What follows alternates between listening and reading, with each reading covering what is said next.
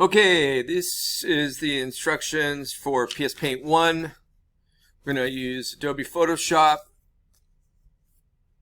We're going to go here and click open. And remember, you can pause, rewind, fast forward through this video at any point to pull up the instructions that you need for this assignment. But assuming you're starting from the start, we're going to click here and go open.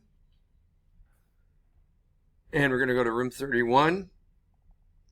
We're on week 14 to get the pictures for this assignment.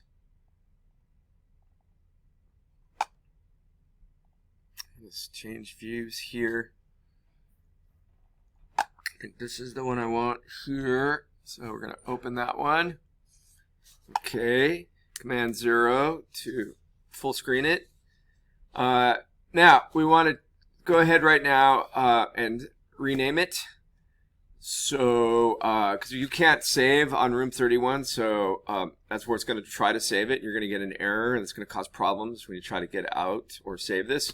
So let's take care of this now. So File, Save As. You want to change it from whatever camera it says here to your Documents folder. Put it in Documents. And then you want to call this PsPaint1. All right, and then JPEG is fine. Click Save, and then click OK. All right, now we want to come over here, bottom right. I'm over here to the bottom right. We want to click this little plus there to add a layer on top of our background layer. We always do that before we get started when we're going to paint. So B for brush. B is the keyboard shortcut for the brush. Right here. I'm over here now. B for brush. And up here are the settings for the brush. So first of all, I'm going to open up the brush folder here.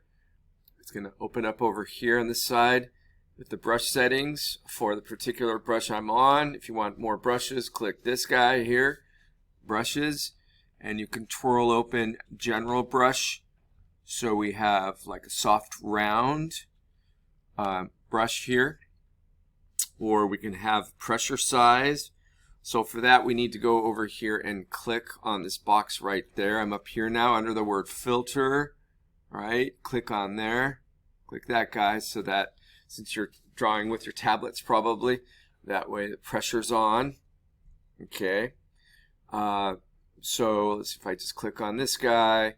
It's going to be whatever my foreground color is. Right now I have a magenta color, so as you can see, the soft edge is kind of like a feathered, or like it fades, like a gradient. It fades into, on the edge. See that? Versus a hard round edge which doesn't fade at all at the edge, right? If I want to change the size of the brush, I can there's a where's the size? Where's the size? Size.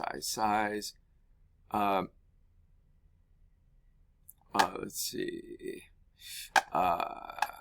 Use the brackets. Use the bracket. Oh, here it is. Right here. Here's the size. Right up here. So there's a slider here that controls the size, right? Right. So it controls the size. But you could also use the bracket keys just to the right of the letter P. P is in paramount. Right?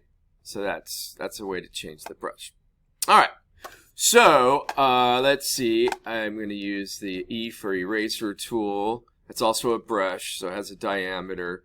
So you can slide that size to the size you want, and that can erase all this stuff, right? And get rid of all this. Since I'm on a layer above my photo, it's not going to destroy my photo at all. I'm just getting rid of everything I did here, right? Just to show you the eraser tool. Okay, and there. Should have made my brush bigger so I could have done that quicker, but anyway. All right, now there's more brushes. So if I twirl open or close general brushes, you see I could have a bunch of other brushes. But open up the special effects brushes. They got these really cool scatter brushes here. So you can scan, it's like spray painting. So wonderful. I love this. Right? Yeah, there we go. That looks much better now. If you hold it in one place, obviously it's going to fill. Otherwise, you kind of spread it around. It's got a great look. Love this brush. Okay, let me Command A and delete.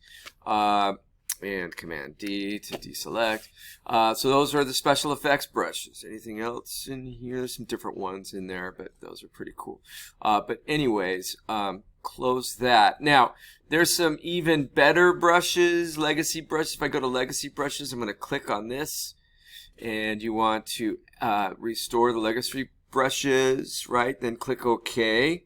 All right, click OK. And that will give you then at the end, you'll have the legacy brushes. You won't have them unless you've just done that. Then twirl them open and you can go down and there's just a whole bunch of brushes.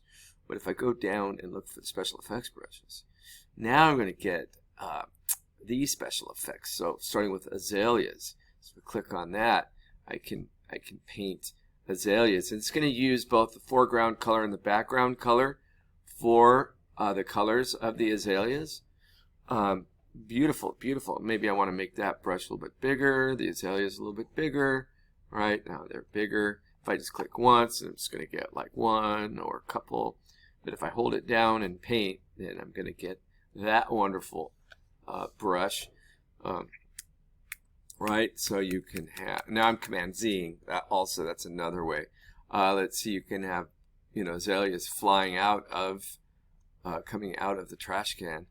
Then I can go and use my eraser brush and eraser tool and brush and then clean that up a little bit if I need to, right?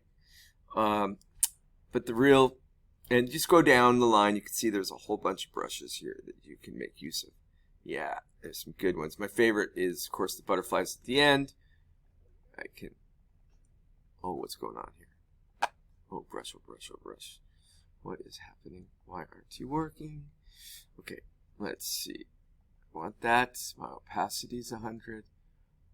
Saying butterflies. Why aren't my butterflies working? Oh, no. Oh, because I'm on the brush tool. That's why, duh. All right, I'm going to go back to the brushes. So I was on the eraser tool. I'm sorry. See, I was on the eraser tool? I got to go back to the brush tool. Yeah, there we go. Oh, and then, of course, I got to go back down and switch back to my butterflies because I was erasing butterflies, not painting butterflies. So now here are my butterflies. Yay, the butterflies are awesome. And those also can be, I could change the size of the butterflies. They're so awesome. All right, so anyways, you're going to paint on your photo. You could use at least one layer, maybe more. When you're done, we're going to export this. But first we need to resize it. We need to resize it first. So I'm going to go up here to Image, Image Size. And I'm going to change the, no, I'm not. I'm going to keep it at inches. So at inches, let's make this 6 inches by 4 inches. 6 by 4, okay? And then we're going to click OK. And now it's much smaller, right? I'm going to do a Command 0. Now it looks pixelated in full screen, but it'll look fine when it's on your photo page and in Photoshop. It'll look fine. So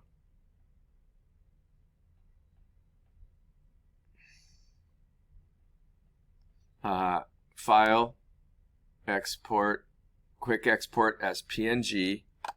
Okay, and you want to put in your Documents folder, PS Paint, click Save, and then you want to submit it to Schoology, to the PsPaint1 assignment in Schoology.